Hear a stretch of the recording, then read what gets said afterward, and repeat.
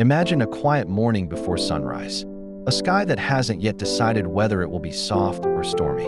You stand still, maybe with a coffee in hand, maybe with a doubt in your mind, feeling that pull between comfort and courage. That tug isn't weakness, it's choice. And every choice you make today shapes the person you will become tomorrow. This is Stoic Chapters, where life meets philosophy in the arena of action. And this chapter begins with one question. What storm are you standing in right now? The storm we all face. You think storms are only thunder and lightning, but that's not true. Storms are deadlines that laugh at your schedule. Storms are relationships that ask more of you than you think you can give. Storms are when your heart says rest, but your goals whisper forge on. The storm isn't outside you. The storm is within you. It's the fear that today won't be enough. And yet, here's the first lesson. A storm doesn't tell you to cower. It teaches you to weather. Weathering isn't enduring with fear, it's enduring with choice. Your internal weather report. Think about this. What consumes you before sunrise? And what still haunts you at midnight? Both are weather patterns of your mind. Your thoughts forecast turbulence when you believe, I can't do this. I'm not ready yet. Tomorrow will be better. But here's the truth.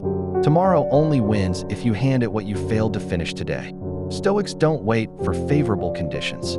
Stoics ask, where am I weak? And how do I strengthen my resolve? You don't avoid storms. You learn how to carry sunlight inside you when skies are gray. The fire of accountability.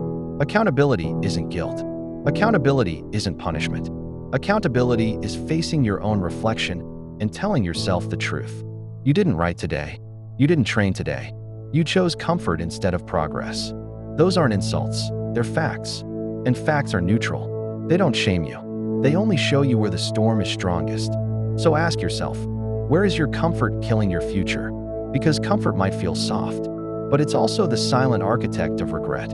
A Stoic chooses discomfort, not because it feels good, but because it builds strength where softness once stood. When night is longer than you expected, there are nights when sleep doesn't come, not because your bed is uncomfortable, but because your mind is too crowded. Too many what-ifs, too many memories, too many borrowed fears. You think the night is long, but sometimes it's just deeper than your courage. Here's the Stoic edge. Night doesn't define you. Your response defines you. In darkness, the Stoic doesn't panic. The Stoic listens, not for fear, but for the smallest whisper of resolve. And once you hear resolve, you rise, because light isn't a force. Light is the absence of the choice to surrender, the path of action. Philosophy without action is a library of beautiful ghosts. Write your goals, rehearse your ambitions, meditate on purpose, but then do, move, execute. Every step forward is resistance transformed into momentum. Your path may twist, your storms may rage, but the person ahead of you 1 year from now is built in the decisions you make today. Ask yourself, what will I do with these next 60 minutes? Because 60 minutes repeated becomes a life. Build that life by choice, not by accident. The essence of resilience. Resilience doesn't mean never breaking. Resilience means folding, but unfolding again. A tree in the wind bends. A rock in the stream stays unmoved. The tree survives because it adapts. People think strength is rigid. It's not. Strength is flexible persistence. Strength is the courage to try again. Even when the world whispers, you failed yesterday, you'll fail again. You don't fail. You fail forward. Because every attempt didn't break you. It reshaped you. And now your spirit has memory, not of defeat, but of endurance. Listen closely.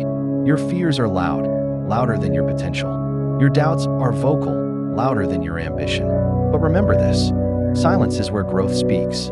Silence is where discipline trains. Silence is where resilience rises. Right now, wherever you are, drop the excuses, drop the doubts, drop the fears, and focus on one thing, your next right action. It could be a word written, a task completed, a workout finished, a conversation started. Just one step. That's all it takes. The storm isn't your enemy, it's your teacher. And every storm you weather prepares you for the next. We are not shaped by ease. We are honed by trial. So rise, act, repeat, and let the storms teach you how strong your weather can be. This was a Stoic chapter. What should the next chapter be?